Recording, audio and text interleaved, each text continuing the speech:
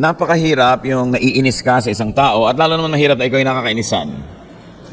Sa pag-develop natin ating Christian character, it's very important to be likable.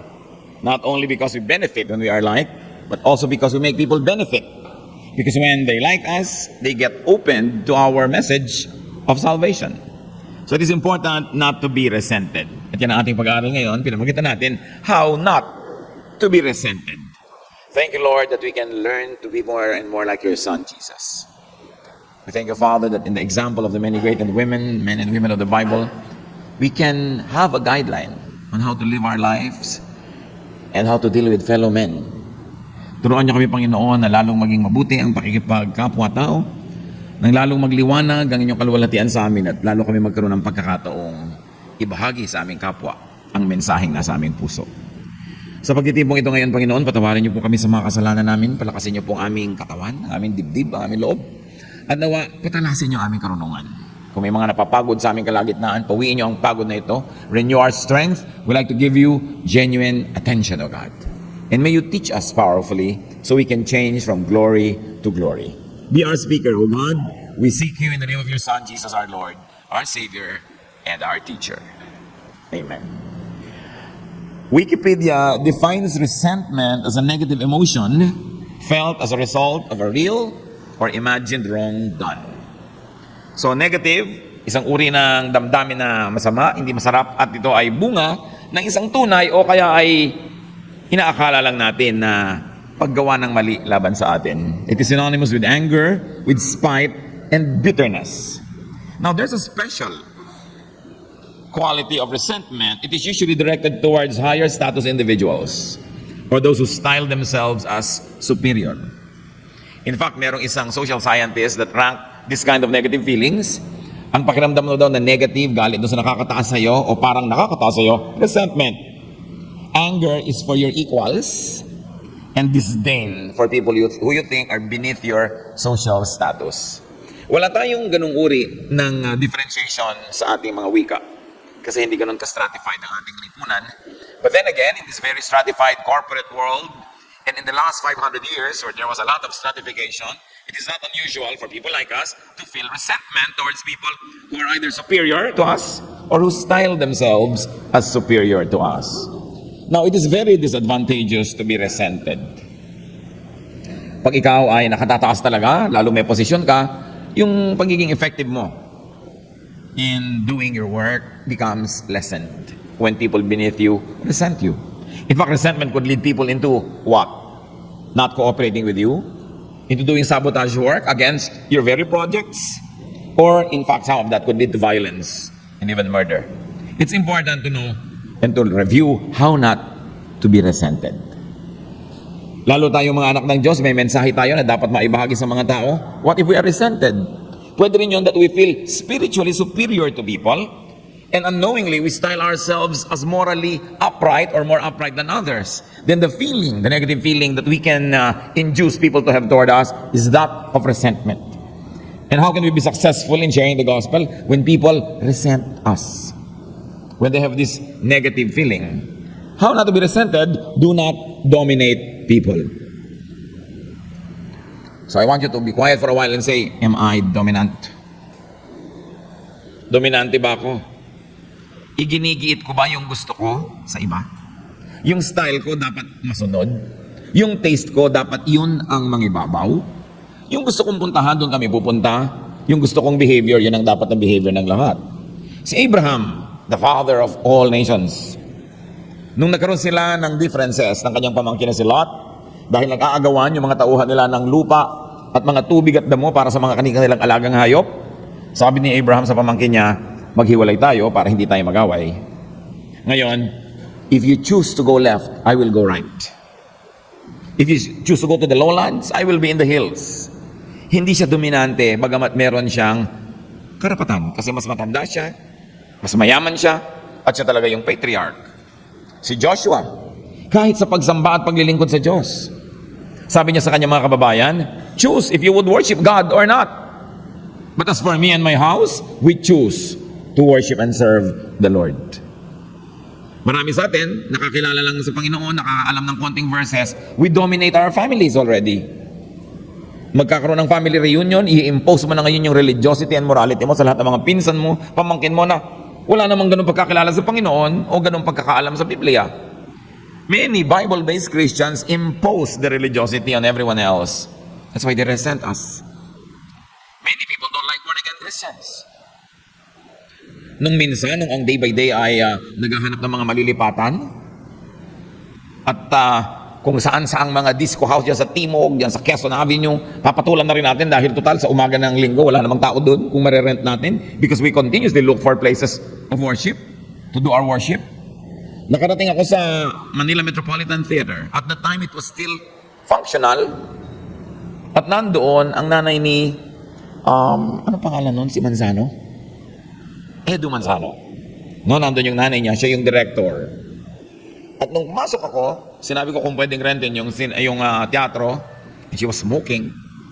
Sabi niya, born again ba kayo? Sabi ko, bakit po? If you're born again, I don't like born again people. Sabi ko, bakit naman po? Aba, kung ano na mga sinabi niya. Sabi ko naman sa kanya, may I call you tita? Napatingin sa akin. Sabi niya, okay. Tita, may I kiss you?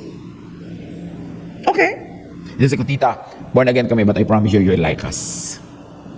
And then she allowed us to use the Metropolitan Theater. Although we moved to another place very soon, so we were not able to lengthen our stay there. Pero what really I remembered about that encounter was that she had this notion. She resented born-again Christians. And I won't blame her.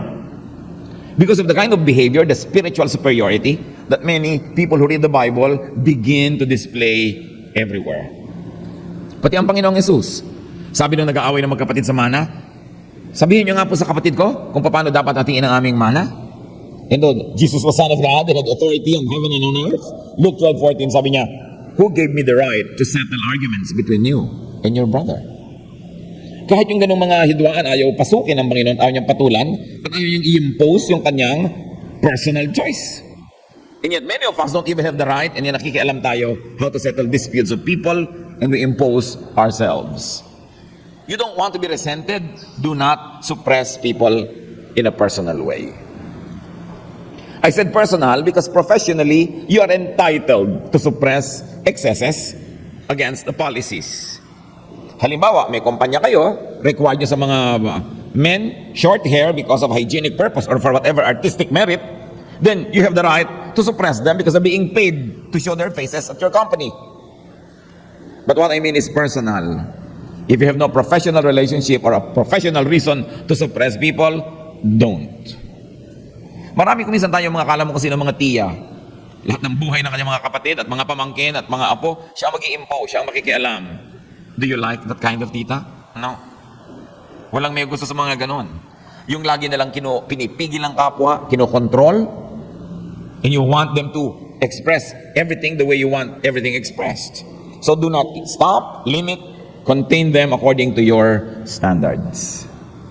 Do not discourage, frustrate, nor punish them for not being, thinking, and behaving like you. So kung ikaw yung kumikita, nagbibigay-bigay, nag-aabot-abot, do you control everyone in your family? Kung ikaw ang medyo kinikilala o hinahangaan, choice mo na lang ba ang laging masusunod? Let's not forget that we all have our own individuality. Bawat isang tao, individual yan. At bawat isang tao, wonderful. Psalm 139, 13-14, for you created my inmost being. You knit me together in my mother's womb. I praise you because I am fearfully and wonderfully made. Your works are wonderful. I know that full well. So while we appreciate our being wonderful and wonderfully created by God, we must also celebrate every other person's being wonderful. Hindi lang tayo yung wonderful, hindi lang tayo nilikha ng Diyos, lahat din. Siya ang author of our life. So mahalaga na binabayaan mo ang isang tao na lumago kung paano siya lalago. Ma-develop kung paano siya ma-develop. Hinihingan ka ng opinion, ibigay mo, but if you're being asked, unless you are the parent or the elder, and the person is a minor, then you are not supposed to suppress people and control them. Ang mga tao kasi, para ni mga halaman, you want to control your neighbor. Bakit sa gubat tumataas ang mga puno? Kasi nag-uuna-unahan for sunlight, and whoever gets to the top will spread its branches over the other plants, and the other plants will die because they will be deprived of sunlight. Ganyan din ang tao. Gusto natin mag-expand at the expense of other people. Merong physical expansion. Kaya pagka hindi ka masyadong nagbabantay, yung neighbor mo, lumalakad yung kanyang bakod. Lumalaki yung lote niya, lumiliit yung lote mo.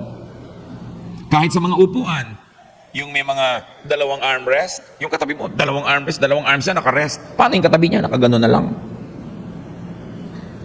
Natural yan. Kailangang labanan yung nature. The animalistic nature that always likes to survive and to prevail. Yan yung pinapaamo. Yan yung kinokontrol, kaya nagkakaroon ng kabihasnan. That's why there is civilization. And there is civility when we suppress ourselves for the common good, not when we suppress others for our personal pleasure and for dominating them. So do not deprive people of what is theirs. Their time, lahat ng tao dapat pinapayagan natin may private time, kahit anak natin, kahit bata. Kahit pakain natin, paaral natin, you respect the dignity of a person. Do not deprive them of their private time, their private things. Laging marami nagtatanong sa akin sa Facebook, pwede po bang basahin ng asawa yung cellphone ng Mrs. o ng Mr. niya? Kung wala namang record ng mga kabalbalan at pangloloko sa'yo, respect it. But if you have suspicions, and these are supported by many evidences, in support of the matrimony that must survive, then probably you may. But even that is a very tricky issue. Kahit sa court of law, pag illegally obtained ng evidence, it's not counted. Kailangan may paggalang ka sa iyong kapwa. Liba na lang, I tell you, kung merong dahilan, pag gusto mong i-preserve yung higher good, which is fidelity, unity of the couple. You must respect people's privacy, their private space, their private thoughts. So meron tayong pag-dominate sa physical world at meron tayong pag-dominate sa spiritual, psychological, intellectual world, that we control people's thoughts. Na pag nag-isip sila sa paraan na ayaw natin, we punish them. And people that have power have a capacity to punish. You can withdraw the good things you give, or you can send bad things to the person to punish the person and to further discourage the person from expressing her or his individuality. Marami tayong paraan. Kung minsan yung asawa mo gustong-gustong manood ng isang uri ng palabas, ayaw mo. So ang gagawin mo, uupo ka doon na parang bato, hindi ka kikibo. Actually, you're punishing the person for watching what he or she likes to watch. And actually, that is to discourage the person the next time, yun na lang gusto mo ang papanoorin. Kasi pag gusto mo yung pinapanood, masaya ka, malambing ka. Pero pagka yung gusto niya, nakasimangot ka, hindi ka, you punish a person, and punishment is a way to control behavior. So napakahalaga na binibigyan natin ng tao ng laya, that we don't dominate them. Even the personal expression of affection, we have a tendency to control that. Yung pag-express ng iba. Yun lang nag-express ng affection niya sa Panginoon eh. Pinipigil ng mga nakapaligid. Sabi ni Lord sa Mark 14:6, leave her alone. Why are you bothering her? She has done a beautiful thing to me. Kung hindi natin babantayan ang ating sarili, napakahilig natin makialam sa kapwa. Ba't ganyan ang buhok mo? Hindi mo ka ano-ano ha? Office mate mo. Ba't ganyan ang buhok mo? Anong paki mo? Buhok mo ba to? Yung may mga to, uy, tumataba ka yata. Hindi kita tinatanong. Ano may pakialam mo sa mga bil-bil ko? Yung may mga taong hindi naman sila tinatanong, uy, yung tumataba ka. So tingnan, mukha mo, tingnan mo. Diba? Merong ganon lahat, uy, parang ang payat-payat mo ngayon. Yung, kung minsan hindi natin alam, pakikialam na yan, panghihimasok. You don't know what trouble the person is going through. You don't know the details of his or her life. And you have no right to walk into his life and say, I don't like the way you look. Kahit ka pa nagpapanggap na concerned. Yung iba naman talaga, kunwari concerned. Kung talagang concerned ka, shut up. Because you only add insult to the injury. Usually, when people don't look good, they know it. You don't have to tell them, huy, luwa-luwa na mata mo, napupuyat ka ba? Hindi natin kailangan gawin yun. We must respect people. Because you do not want to be deprived also of your privacy, of your time, of your dignity. Luke 6:31, do to others as you would have them do to you.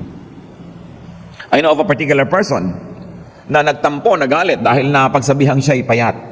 Pero kung magsabi siya ng mataba sa iba, yung taba-taba mo, parang hindi siya nagdaramdam pag siya'y nasasabihan. We just have to be more sensitive so people don't despise us. To succeed in life, you have to be liked. Because to succeed, you have to be helped. And people help those that they like. If people don't like you, they will even do things to stop you from progressing or from achieving what you want to achieve. How not to be resented? Do not place yourself above others. Do not talk and behave and act as if you were better, as if you had more. Kahit pa totoo. Romans 12:3, do not think you are better than you really are. Use good sense and measure yourself by the amount of faith that God has given you. So paano mo daw sasukatan na yung sarili? By the faith that you have in God. Not by your possession, not by statistics, not by numbers, but how close you are to the Lord.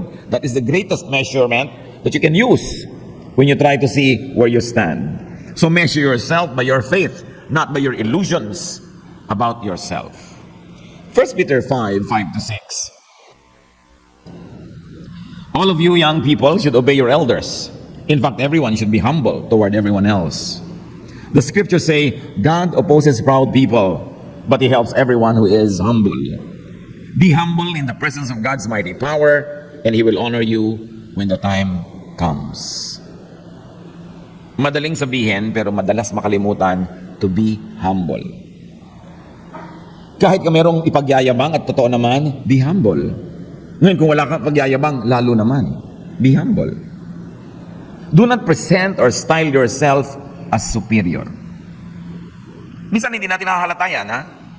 Merong isang tao, may sasabihing word wrong yung pronunciation, iko-correct mo agad. You are saying you are superior, but you know better than that person. When you're not being asked, especially in the presence of many people, will it kill you or anybody to just be quiet? Kung gusto mo i-correct yung isang tao, i-correct mo na lang later. One time there was a person who was attending a Bible study with a group for the first time. At doon lang siya magbabasa ng Bible, pinabasa-basa ng teacher. Yun naman nagbasa, sabi niya, well, they went and crossed the Euphrates River. Sabi agad ng teacher, okay, so they crossed the Euphrates River. Yung next sentence ng teacher, sinabi niyang Euphrates to correct yung Euphrates. Can it not wait 3 sentences or paragraphs later before you read it the way you want it read? But you're displaying your knowledge at the expense of somebody's kahihiyan.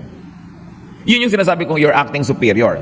Sometimes we think it is solicitous. It is kind that we like to correct the person, but does the person like to be corrected? And does the person like to be corrected that time, that moment, in that place? Merong foreigner nakakain bigla ng suman, kinakain niya yung dahon. Ano gagawin mo? Ipaghihintay mo pa ba tomorrow? No. Doon mo na pwede nga ipakita na tinatalupan mo yung suman kasi nalalagay na sa alanganin ng kanyang kaligtasan. Lalo't suman sa ibus, mahirap yatang i-digest ang dahon ng nyog.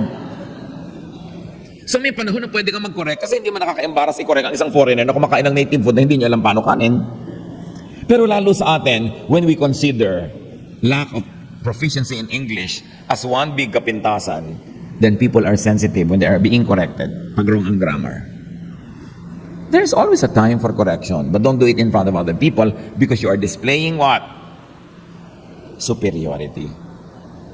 In terms of position, must you always say your title? Yung eto si ganon, eto si ganyan. Ito si doctor ganito. Pagka hindi ganon yung mode ng mga introductions, you don't need to introduce your relatives, lalo mga magulang. Itong anak ko, yan si doctor ganito, si engineer ganon. Do I need to know the professions of your children? We just stumble into in the mall. And it's a very informal event. Can you not say, this is Freddy, this is whatever, this is whatever. Si doctor ganito, si engineer ganon. Must you display it? Baka gusto nyo, dalhin nyo pa yung diploma nyo every time. Tulad ng mga bahay sa Pangasinan, na nandun ang mga diploma ng mga tao sa labas ng bahay, which is really cute, no? Yung bahay doctor ganon, attorney ganyan, kasi accomplishment ng magulang, nagpaaral. At least hindi naman sila tinatanong, di huwag mong tingnan yung bahay nila kung ayaw mo makita yung mga title ng mga anak nila. So may lugar. Hindi kailangang laging i-display ang title and even possession. One time, I was introduced to somebody, this is ganito, the owner of ganon. Parang anong relevance sa mga ari-arian niya sa usapan na ito? Bakit ko kailangan siyang malaman na siyang may-ari ng ganitong kumpanya at ganong kumpanya? Tinatanong ko ba kung anong mga ari-arian niya? Meron naman isang pamangkin, sinabihan ng bisita, nandun sila sa bahay ng uncle niya. Ang ganda ng bahay ng uncle mo. Ano sabi ng pamangkin? Marami pa po siya ibang bahay. Pinapabilang ko ba? Sabi ko maganda. Anong kinalaman na may iba pa? Then you might say, well, I think so too. Nagagandahan din po ako. Or thank you. But pwede say, marami pa po siyang ibang bahay. Wala ka sa lugar. Pero hindi natin napapansin. You know why? Kasi gusto natin magyabang. Kaya ang pinagyayabang mo naman, hindi mo bahay, bahay pa rin ang kamag-anak mo. Sabi ng mga Arabs, a bald woman takes pride in her cousin's hair.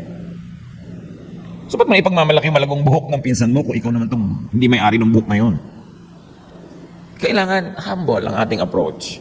Mga functions and deeds. Don't present anybody or yourself as philanthropist unless they're ultra rich and they are really giving a lot of money to charity. Kasi may ibig sabihin yun parang yaman-yaman mo pagka philanthropist. Kahit kailan pa naman, natinig ko yung word na philanthropist, parang bad taste. Why can't you just say somebody who loves to bring food to typhoon-stricken areas? But philanthropist, no? At meron pa ako isang kilala.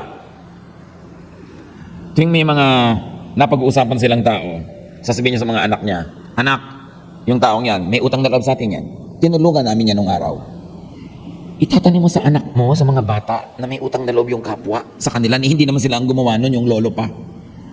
You are positioning yourself in a very superior pedestal, and you are actually breeding young children who will become proud and who will probably dominate others because of the way you raise them. So you don't want to be despised? Do not oppress people. Huwag kang mang-aapi.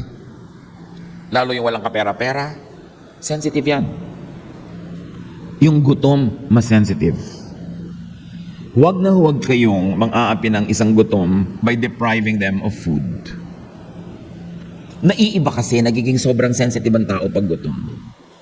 So may pupunta sa'yo, nangungutang, alangang-alangang oras, wala ka mang ipapautang, pakanin mo man lang. When you send away a person who is trying to borrow, oras ng pagkain, walang pasay oras ng pagkain at walang pera, gutom yun, that is oppression. Nilikha ng Diyos ang pagkain para sa lahat ng tiyan na walang laman. Feed people. Hindi yung halimbawa, may handaan, pakakainin mo na lahat yung mga mukhang donya, mga mukhang mayaman, tapos mamaya na lang yung mga mukhang mahirap. That's bad. Sa katunayan, mas mabuting unahin mo yung mas mukhang mahirap. Kasi baka nga totoo, mas mahirap pa yun at mas gutom, sinong dapat mong unahin? Pakanin. Pero hindi, ang mga tao talaga double standard. Diba, observation ni Mariel Francisco who wrote The History of the Burgess? Pag may handaan daw tayo, at ang kumakain mayaman at pagkarami-raming nakain, sasabihin ng may handa, may gana po kayo, misis. Diba?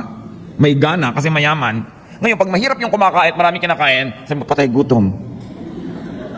Pareho lang na may kinakain yon, pero yung iba yung paningin mo sa mayaman at saka sa mahirap.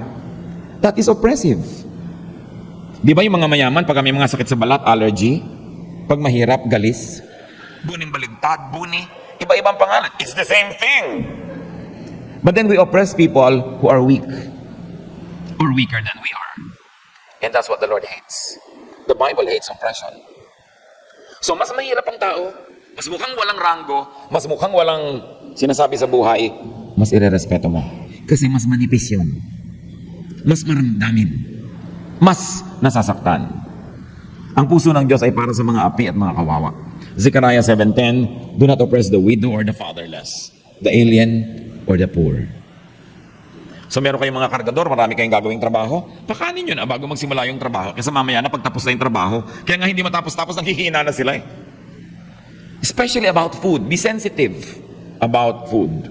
Now, do not flaunt advantage or privilege. Hanggat maaari, iwasan nyo yung VIP treatment. Long before our government has made a policy that government officials should not use wang-wang, we have already been criticizing this. Mga officials, iboboto mo, pati mga uhugin mong anak, niyayakap, maiboto lang, at pag naiboto na, hahawiin ka na sa daan with wang-wang. So, it's very pretentious, it is also very oppressive. Avoid VIP treatment as much as you can. Unless you really are VIP and you need speed to be able to do your mission. Or you need to be secured because you really are in a security situation because you're an important person, because you are visible. But unless you need speed, katulad naman ng presidente, lahat ng ginagawa niya nearly are affairs of state. Dapat talaga may wang-wang ang presidente dahil alangan mo na traffic siya, hindi siya nakarating sa kanyang state visit kung saan dahil na-delay siya sa airport, punta sa airport. Yun talaga. May mga VIP na talagang kailangan nila yon. Why? So that they could dispense of their duties effectively. But unless you need a VIP treatment to dispense of your duties to people, to the community, do not encourage people to give you that. Huwag yung lagi ang gusto mo, nakaupo ka sa importante. Kung minsan may mga gate crashers, hindi naman imbitado, but because they have a high opinion of themselves, uupo pa sila sa presidential table. Uupo pa sila doon kung saan yung importanteng mesa. And we know people like that. Gate crushers who go straight to the presidential table, and because many are polite, hindi na sila nasasaway. Do not ever abuse it. Kailangan ng tao, hindi natin inaapi yung mga karaniwan. Lalo't kung totoo na special ka, hindi mo na kailangan yun i-flaunt. Romans 12:16, do not be proud, but be willing to associate with people of low position. Do not be conceited. How else not to be resented? Do not dishonor people. Magkakamag-anak lang naman yung mga pinag-usapan natin kanina pa eh. They are all related. Do not dishonor people with your airs and with your antics. Sa Esther 3:5, when Haman saw that Mordecai would not kneel down or pay him honor, he was enraged. Pag binabasa natin yung story ni Esther, dahil palibhas at kamping-kampi tayo kay Esther, niisip natin, kontrabida si Haman, pero actually may problema din si Mordecai, na kamag-anak ni Esther. Mordecai was not giving to Haman, who was a high government official, the courtesy that was due him. Kaya marami rin ginawa si Haman na binalak against Mordecai and even against the whole Jewish nation. Dahil galit na galit siya dito, si Haman kay Mordecai. Akala natin si Haman lang may problema. I personally think that Mordecai also has a problem. Because he would not respect a high-ranking government official. Meron din siyang ere. Kaya humaba yung gulo, ang daming nasangkot. Romans 12:10, honor others more than you do yourself. How can you honor another person? Pag nakakita kayo ng mga Hapones, ng kanilang kultura talaga is a culture of courtesy. Kaya pag nagbaw yung isa, baw din yung isa, baw din yung isa, baw. Minsan, 5 baw na hindi matapos-tapos yung baw nila na gano'n. Why? Kasi yung, pag may huling nagbaw at hindi mo niretain yung baw, you consider yourself superior. So kung talagang matanda siya, tatay mo, baw ka, magbabaw lang siyang isa, tapos na. Magbabaw ka uli, dapat. Siya hindi na, kasi tatay mo naman talaga eh. Halimbawa, very clear yung social stratification. Alam mo kung sino ang huling, dapat na magbaw. Pero halimbawa, equals kayo, company to company, pareho kayong presidente o manager, hindi matapos-tapos yung pagbaw. Why? Because nobody likes to be allowed na siya yung binawan tapos hindi na ni-return. Courtesy. Mahalaga na ito, embarrass people by taking on airs, by showing and displaying your superiority. Kahit ang mga anak ng Diyos, kahit yung mga Kristiyano ng unang-unang batch or generation of Christians, merong mga mayayaman, pupunta sila sa Lord's Supper. Alam niyo nung araw yung Lord's Supper, supper talaga. Parang isang napakalaking supper, pero kanya-kanyang dala ng pagkain. So anong nangyayari? Yung mayayaman, ang daming dala. Yung mahihirap, halos walang mailabas na pagkain. At nag-iinarte na yung mayayaman, ang dami-dami nilang dala, hindi na sila naghihintay doon sa mga medyo mahihirap. Nauna na silang kumain, nagkakanda busog-busog sila, nagkakalasing-lasing na sila doon sa Lord's Supper, kaya napagalitan sila. 1 Corinthians 11:22, don't you have homes where you can eat and drink? Do you hate God's church? Do you want to embarrass people who don't have anything? What can you say to you? What can I say to you? I cannot, certainly cannot praise you. Bakit nagagalit si Paul sa ibang Corinthians, lalo yung may kaya? Sabi niya, Lord's Supper ito. The whole church joins together in a fellowship over a meal. Kanya-kanyang dala ng pagkain. Kailangan bang i-display mo lahat yung mga first class na pagkain mo? May bahay ka naman, ba't di ka doon magkakabusog? Ba't di ka doon kumain ng kumain? Why can't you go simple? Para hindi magkaroon ng inferiority complex, yung katabi mong mesa na inilalabas lang nilang pagkain ay napakasimple o kulang. Pag may mga anak kayo at halimbawa ng youth camp, okay, ang ganda-ganda ng mga bedsheet yun, ng mga comfort ninyo at kung ano-ano pa. But don't you want them to bring the simpler bedsheets? Gusto nyo ba na yung anak nyo, pag inilatag niya yung bedsheet niya, ang ganda-ganda na ganyan, super new and super nice, tapos yung katabi niya, sako, yung dala. Pag meron na kayong kapangyarihan, kayamanan, kakayahan, ang ginagawa nyo na, you try to tone it down for the sake of others. Not to flaunt it, tapos ay embarrass yung mga ibang mga walang ganong uri ng kayamanan. Okay, kayo magpipinsan, magka-classmate nung araw, dumaan ang panahon, yumaman ka na, sila hindi. Pag may mga reunion ba kayo, talagang isusuot mo talaga yung mga langkay-langkay mong mga ikaw. Won't you go simple?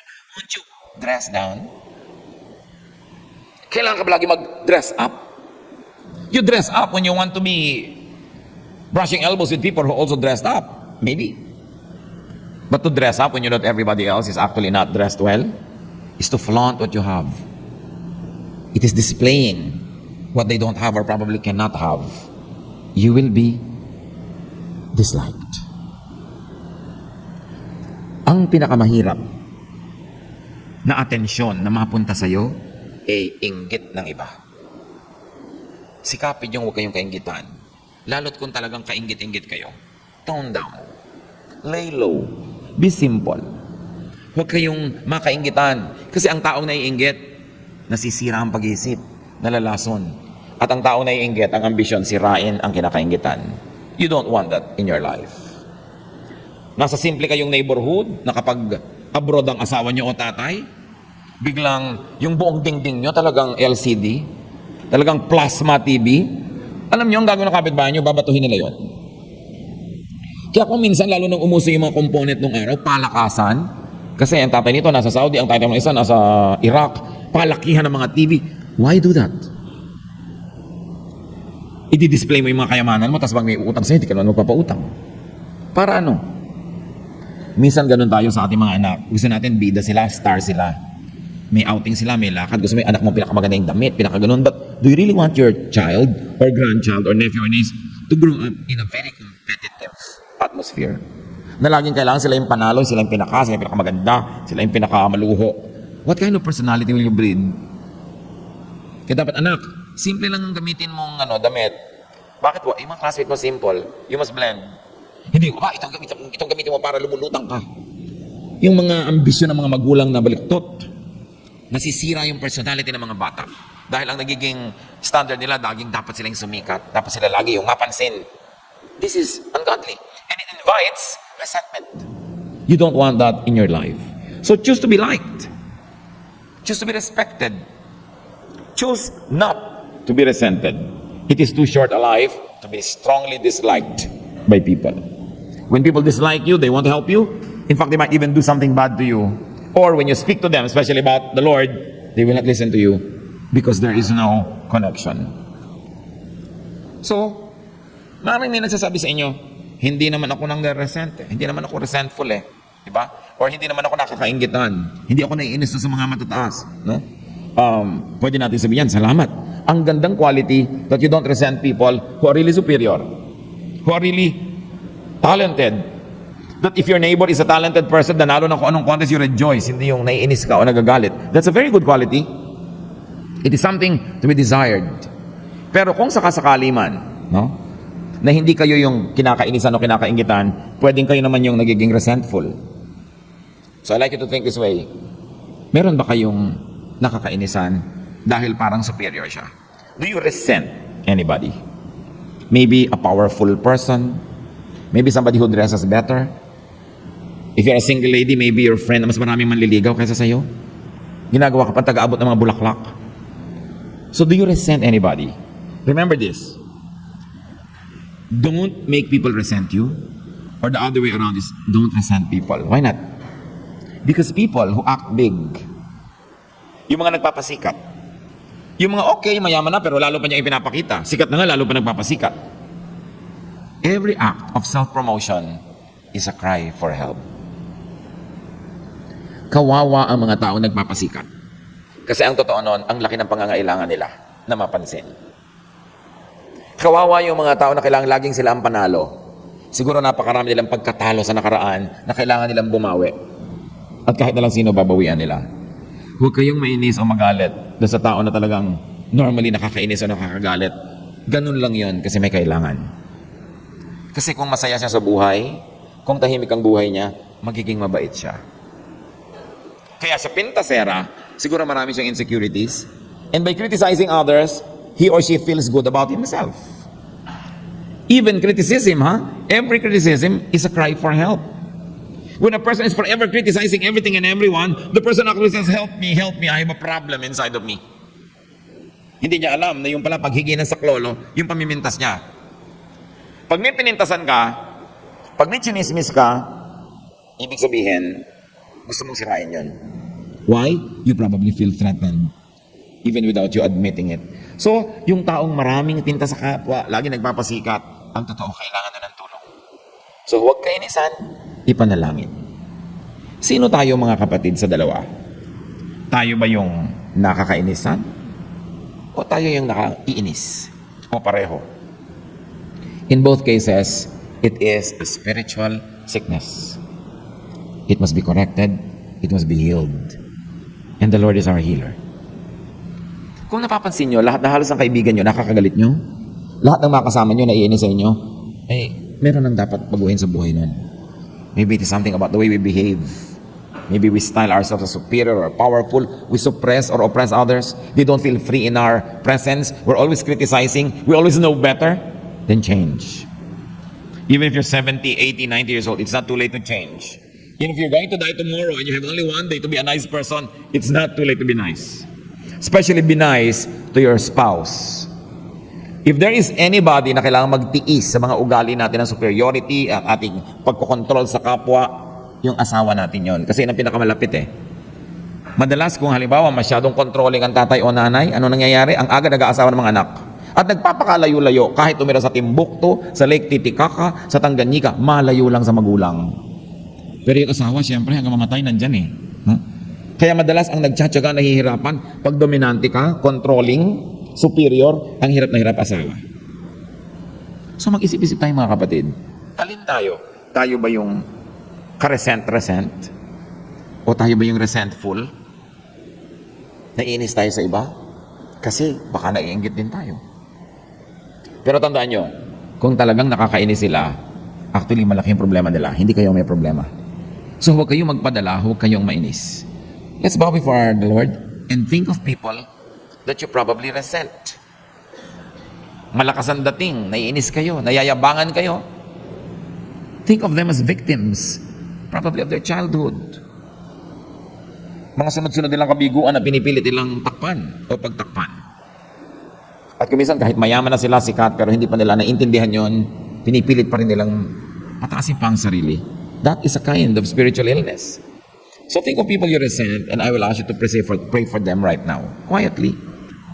Kung wala kayong maisip, hindi huwag yung pilitin ang sarili nyo. Pero kung talagang may mga taong you resent, because they seem to be superior, they seem to be better, they seem to have what you don't have, they seem to have a better life, a nicer everything, and you feel resentful, first of all, seek forgiveness from God, and pray for those people na kung ano man ang mga spiritual illnesses nila, gumaling din, para hindi na malakas ang dating nila, magiging secure, and therefore serene. Pray silently.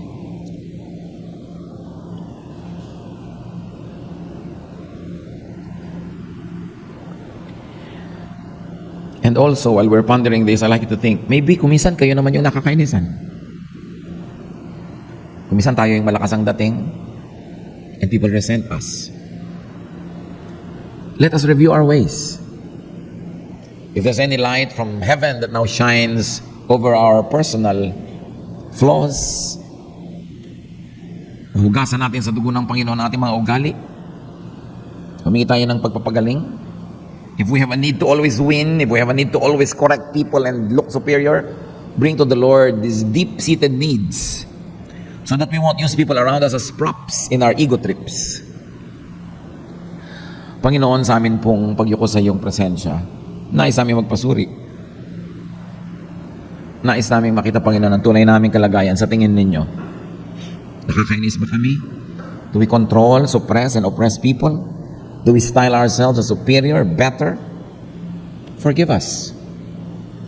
Teach us, Lord, to have a more honest assessment of ourselves and to assess ourselves by our faith, not by our rank, not by what we know or have, but by our faith in you. Turuan mo kami, Panginoon, na magbaba ng kataasan, magpaganda na aming mga ugali kung may kagaspangan kami na hindi namin napapansin. Teach us to appreciate people more than to demand attention and appreciation. Teach us to rejoice and celebrate the good things that happen among the people around us and not to be resentful or envious. At kami, Panginoon, ay suriin mo rin. Kung meron kami mga kinakainisan, unawain namin sila. Makita namin ang kanilang kalagayan. At maging pagpapala kami sa kanila, Panginoon. We are your children. Children of light. Children of God. Children of eternity. Maging daluyan nawa kami ng pagpapala tungo sa mga taong nasa paligid namin. Una, maging pagpapala kami at hindi katisuran. At pagkatapos, Panginoon, makapag-minister kami sa mga taong unay naiinis kami. Pero kung uunawain pala namin, dapat din kahabagan at dapat tulungan. Magbulay-bulay pa tayo mga kapatid. Samantalahin natin ang pagkakataong ito. Para kung may mga relationship tayo nasisira dahil sa mga ugaling ito, maitama natin. It's not too late. And we can change from glory to glory so that God may be glorified and we will be called children of peace, children of God. So continue to be silent before the Lord and ponder the personal message that God likes to give you. Lord, as your people are silent, continue to speak to us.